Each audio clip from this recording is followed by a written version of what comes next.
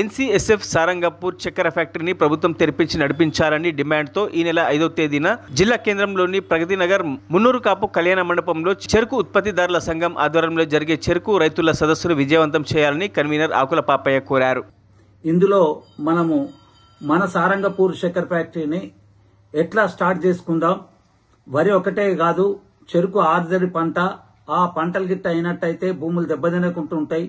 ఇక్కడ ఈరోజు యువకులందరూ కూడా చాలా మంది ఈ చెరుకును పండించడానికి ఎప్పుడో 35-40 టన్నులు తీసేది ఇవాళ 60-70 నుంచి 80 టన్నుల దాకా తీసడానికి అవకాశం ఉంది. సారంగపూర్ చక్కెర ఫ్యాక్టరీని అది బెల్లం ఫ్యాక్టరీగా చేసినట్టయితే బాగుంటుంది అని చెప్పేసి పాలకులను మనం విజ్ఞప్తి చేయడం జరిగింది. కాంగ్రెస్ ప్రభుత్వం దీన్ని స్టార్ట్ చేస్తామని చెప్పేసి ఇంకా వాయిదాలు వేస్తుంది. దాన్ని మనం ఎట్లా ప్రభుత్వం మీద ఒత్తిడి తీసుకొచ్చి ఈ ఫ్యాక్టరీని స్టార్ట్ చేసుకొని ఈ ప్రాంత రైతులందరికీ ఉపయోగపడేటట్లు మనం అందరం కూడా సదస్సులో ఒక నిర్ణయం తీసుకోవాల్సిన అవసరం ఉంది. ఇందులో కాంగ్రెస్ కు సంబంధించిన వాళ్ళు కానీ, బీజేపీకి సంబంధించిన వాళ్ళు, అట్లాగే టీఆర్ఎస్ కు సంబంధించిన వాళ్ళు, కమ్యూనిస్టులు, అన్ని రకాల పక్షాల వాళ్ళ రైతులందరూ కూడా హాజరు కావాలని చెప్పేసి విజ్ఞప్తి చేస్తున్నాం. మరిన్ని అప్డేట్స్ కోసం మా ఛానల్ ని సబ్స్క్రైబ్ చేయండి.